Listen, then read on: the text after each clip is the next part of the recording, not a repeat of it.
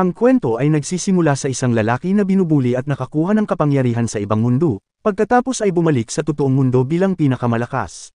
Hindi kailanman naramdaman ni Yuya na bagay siya sa mundong ito, ngunit hinangad pa rin niyang gumawa ng pagbabago. Ang kanyang puso ay puno ng kabaitan, sa kabila ng pakiramdam na parang itinapon. Isang araw, habang naglalakad si Yuya sa isang makipot na eskinita, narinig niya ang paghingi ng tulong ng isang batang babae. Napukaw ang pagkamausisa, lumapit si Yuya upang tingnan kung maaari siyang magbigay ng tulong. Habang papalapit, nakita niya ang batang babae na nak-corner ng tatlong lalaki na ayaw itong pakawalan. Humakbang si Yuya at hinarap ang tatlo, tinutuya at pinagtatawanan ang kanyang pagiging mataba, ngunit nanindigan siya. Pinagalitan niya ito dahil sa kanilang pag-uugali, na ipinaliwanag na ang babae ay malinaw na nababalisa. Ngunit pinilipit nila ang kanyang mga salita, tinutuya at pagkatapos ay binigyan siya ng isang marahas na suntok. Di nagtagal, dumating ang mga pulis at tinakot ang mga nangbubulo, na iniwan si Yuya na nakahiga sa lupa. Nagmamadaling lumapit ang dalaga para tumulong, ngunit si Yuya ay tumayo ng mag-isa at naglakad palayo. Sa kanyang pag-uwi, naalala ni Yuya ang mga magagandang aral ng kanyang lolo, na palaging humihimok sa kanya na maging mabait sa mga nangangailangan. Ang kanyang lolo ang tanging karamay niya sa isang madilim na mundo, at nagturo na magkaroon ng lakas ng loob na tumulong sa mga nangangailangan. Kahit na ito ay isang maliit na kabutihang gawa, ipinakita nito na siya ay may kakayahang gumawa ng pagbabago.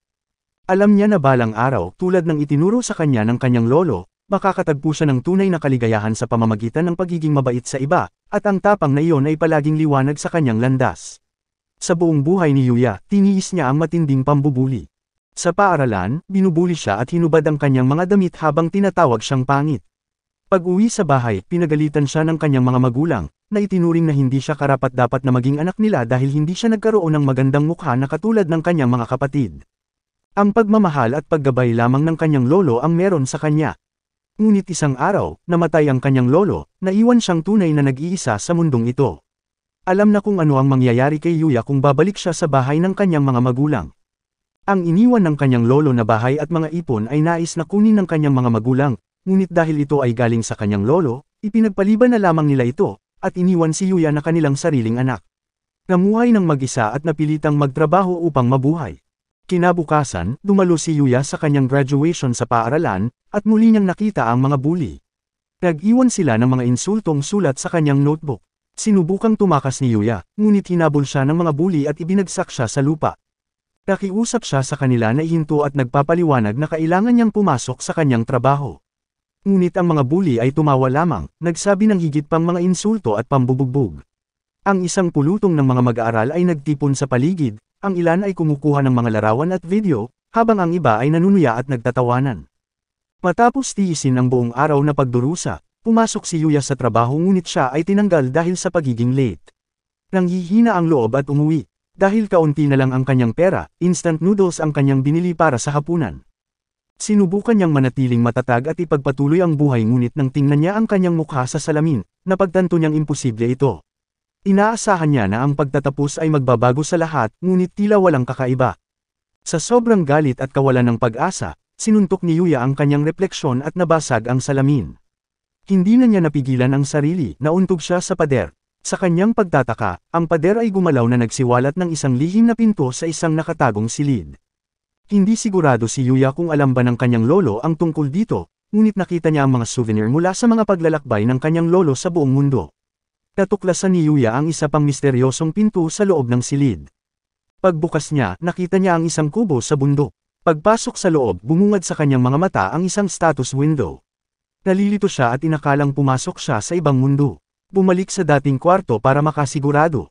Habang tinitingnan ang pinto, lumitaw ang isa pang status window na nagpapakita ng kasanayan sa pagtatasa, at marami pa ang sumunod, kabilang ang mga function ng menu, conversion at paglipat ng pera, at mga paghihigpit sa pagpasok.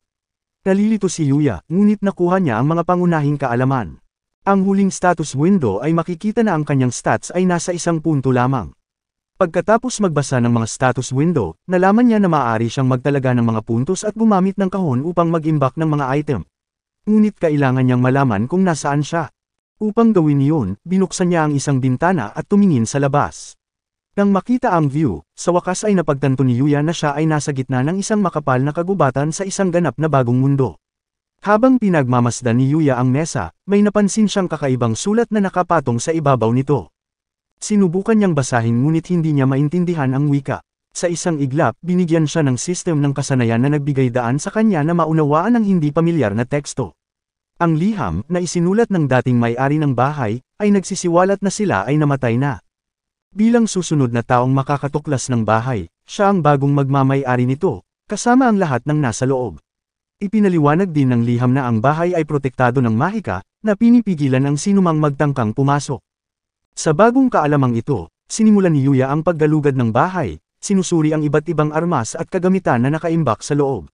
Kinuha niya ang isang espada na sa paggamit ng kanyang kakayahan sa pagtatasa, naging lubhang mapanganib. Tumabas sa bakuran at sinubukan ang espada.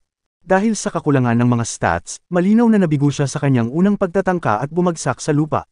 Gayunpaman, isang bagong status window ang lumitaw, na nagpapakita na siya ay nakakuha ng isang punto ng kasanayan sa mga espada.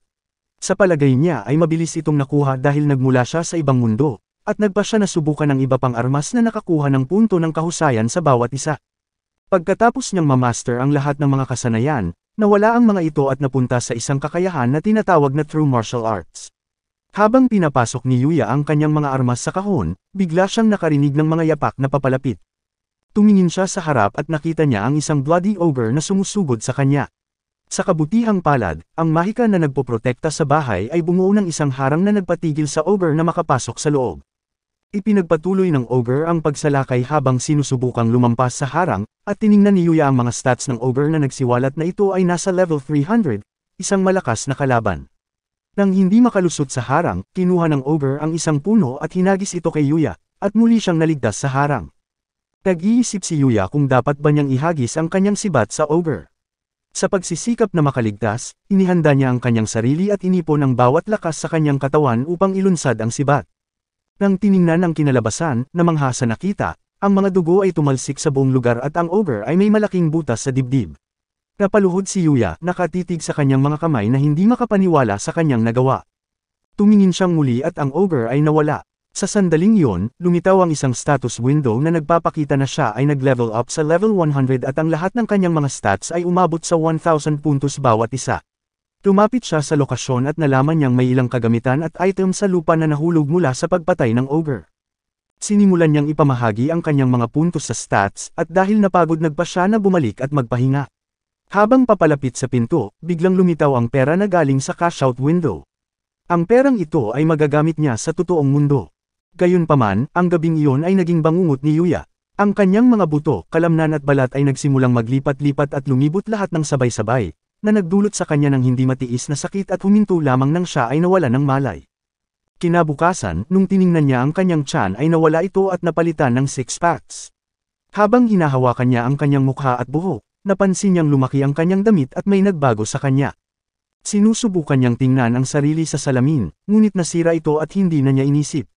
Dahil hindi nakasya sa kanya ang kanyang mga damit, isinuot niya ang mga kagamitan na mula sa bahay sa ibang mundo at pumunta sa labas. Natuklasan niya na ang dating may-ari ay nagtatanim ng mga gulay, kaya nagpasya siyang panatilihin ang hardin para sa kanilang karangalan. Biglang lumabas ang halimaw na level 200 at nagsimulang sumugod laban sa harang. Ngunit sa pagkakataong ito ay kalmado na si Yuya. Nilabas niya ang kanyang sibat at mabilis na tinalo ang halimaw. Pagkatapos, may nakita siyang mga normal na item, ngunit maswerte sa pagkakataong ito dahil nakakuha siya ng isang pambihirang item at agad niyang isinuot ang bagong necklace.